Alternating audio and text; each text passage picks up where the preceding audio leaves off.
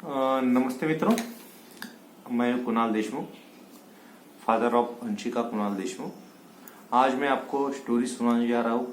महाराष्ट्र के एक सुपुत्र थे, सुपुत्र क्या बोल सकते हैं उनको, महाराष्ट्र के जो राजे थे शिवाजी महाराज, उनकी स्टोरी आज मैं आपको सुनाने जा रहा हूँ।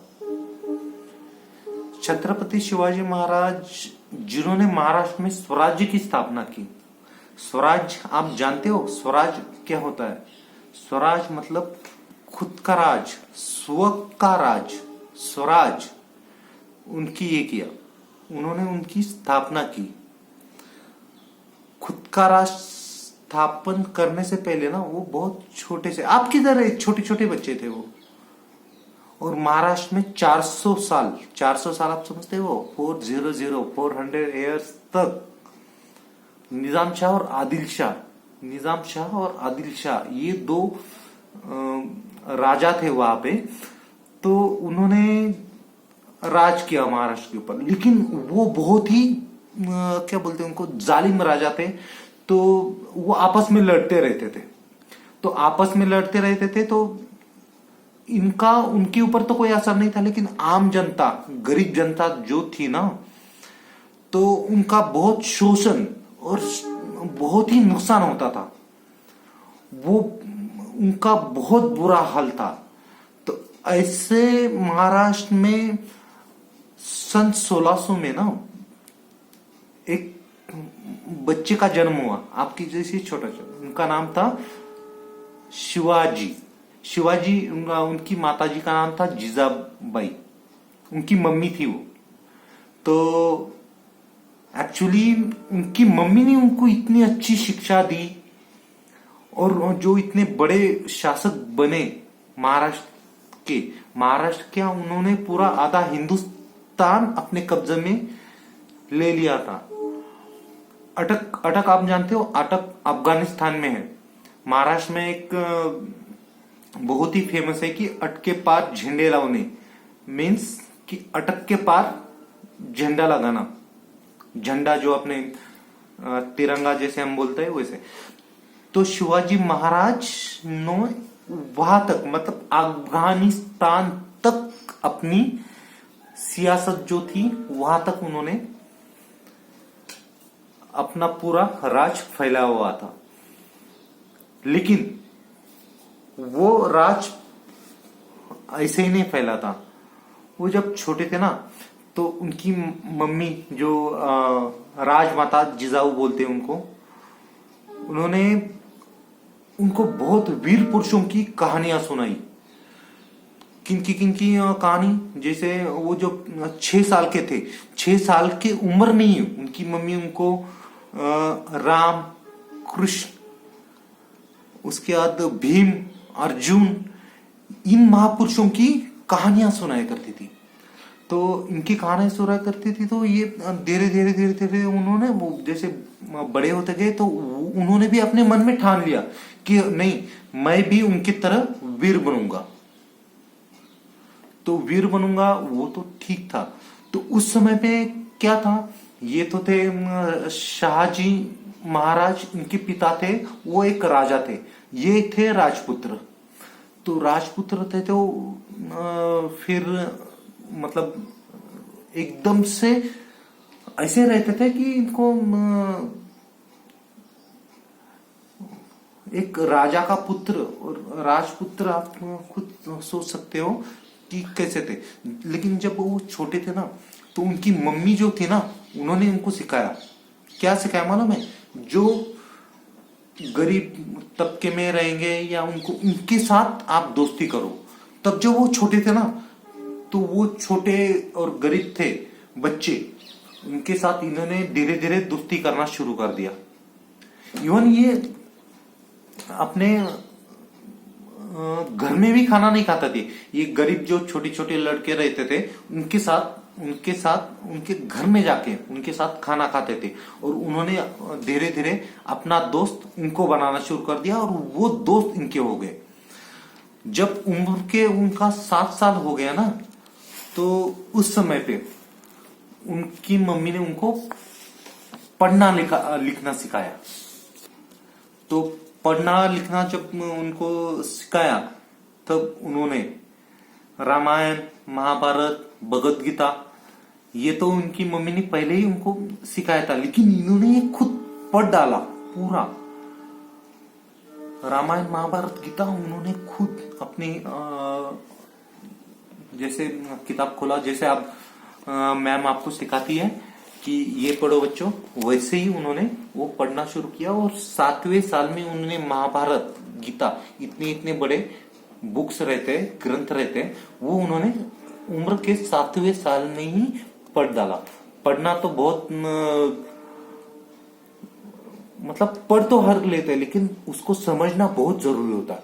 उन्होंने पढ़ के उसको समझ भी लिया, लेकिन इसके साथ ही मेन क्या चीज रहती है कि पढ़ना लिखना तो बहुत जरूरी है, लेकिन शरीर भी तो बनाना पड़ता है, कि एक्सरसाइज करना बहुत जरूरी होता है। तो उन्होंने इसके साथ एक्सरसाइज भी करना शुरू कर दिया। उम्र के 6वें 7वें साल में दादाजी कोंडदेव उनके गुरु थे।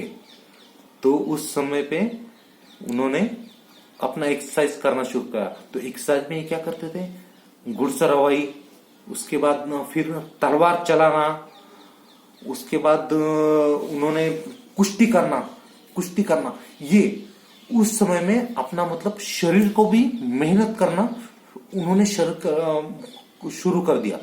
तो उन्होंने बहुत अच्छे तरीके से अपने आप को मतलब पढ़ाई भी करना शुरू कर रखा, कि अपना पढ़ाई करने से क्या होता है, दिमाग तेज, और पढ़ाई के साथ साथ अपने शरीर को भी उन्होंने बनाना शुरू कर दिया।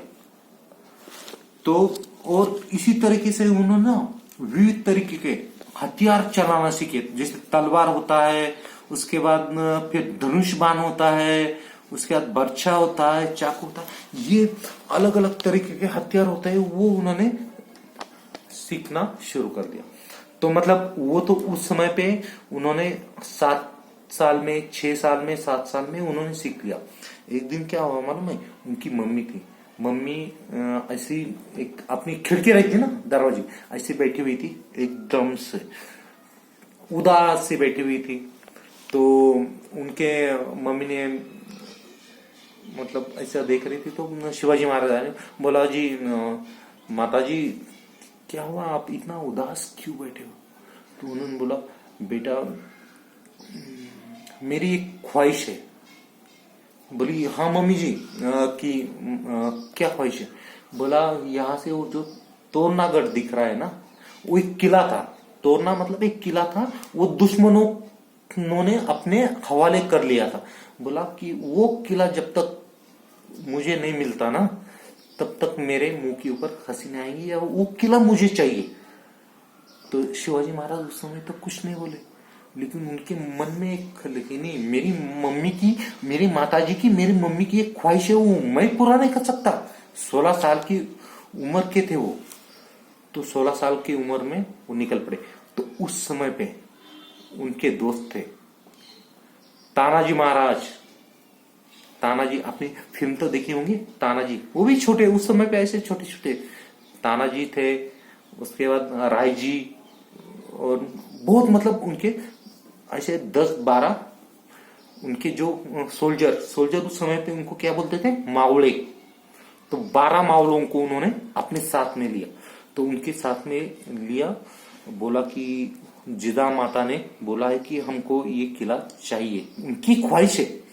तो क्या, तो उस समय पे उनके जो दोस्त थे ना, बोला ले लेंगे। तो ये 12 बंदे रात को 12 बजे उस किले के नीचे पहुंच गए। तो वो किला था एकदम ऊंचा, वहां पे चढ़ना भी मुश्किल था, और रात को 12 बजे अंधेरा एकदम। ये 12 मावले शिवाजी महाराज के साथ वहां पे तलवार लेके चढ़ गए, और एकदम से हमला कर दिया, एकदम से लड़ाई शुरू कर दी उन्होंने, और वो किला वहां पे जीत लिया उन्होंने। 12 मावलों, 12 मराठों के साथ उन्होंने वो किला जीत लिया। किस लिए? उनकी मम्मी चाहती थी कि बस हमको वो जीतना है, लेकिन 16 साल की उम्र, उसमें उन्होंने इतना सब कुछ मेहनत किया, तब जाके उन्होंने वो किला हासिल किया। रात को 12 बजे वहां पे चढ़ाई करके 12 बंदों के साथ वहां पे 100-150 आदमी थे, लेकिन 100-150 आदमी को भी उन्होंने हरा दिया ये। लेकिन उससे पहले उन्होंने 1600 में जब अपने ये 12 दोस्त थे, एक शपथ ली थी रायरेश्वर महादेव मंदिर के सामने। उन्होंने अपना पूरा उंगली काटी, उसका रक्त जो था वो उन्होंने वहां पे डाला और महादेव के सामने शपथ ली थी कि मैं जो कुछ करूंगा वो अपने मातृभूमि और अपनी जमीन के लिए करूंगा। तो उसके लिए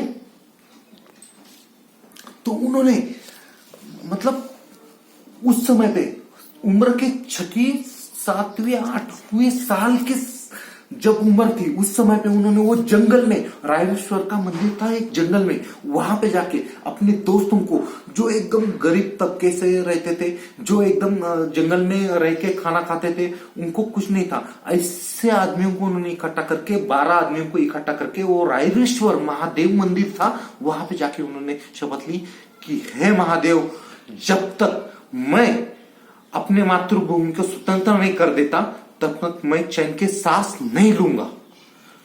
तो यही थे छत्रपति शिवाजी महाराज, जिन्होंने अपनी मातृभूमि के लिए और जिनको आज अपने बहुत सारे देश है, लेकिन 32 देशों में 32 देशों का जो आपको जैसे पाठ पढ़ाया जाता है, तो छत्रपति शिवाजी महाराज का पाठ ये 32 देशों में पढ़ाया जाता है। इतने महान ये नेता थे और जिन्होंने कभी भी हार नहीं मानी।